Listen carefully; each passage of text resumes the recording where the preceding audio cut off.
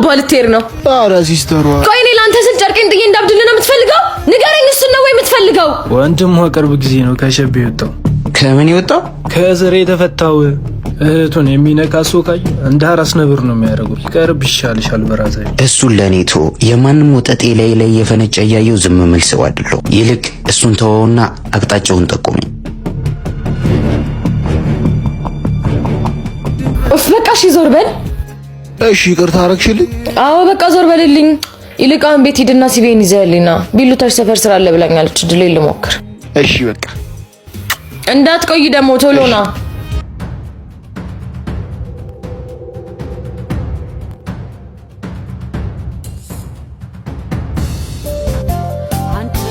ለመሆኑ ንግድ ፍቃድ አለሽ?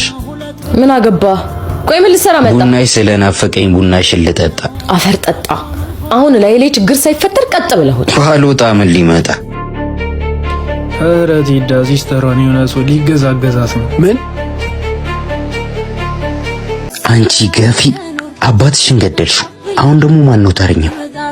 ውጣልኝ! ውጣልኝ! ውጣልኝ! አልሰማኸኝም? ውጣልኝ! ውጣልኝ አለች አይደል? ምን አገባ? ተው በቃ ወንድሜ ሂድ አሁን ከዚህ አንተ። እህቴ ደህና ነሽ? ደህና ነኝ ወንድሜ፣ አትጨነቅ። ምንድነው? ምኑ?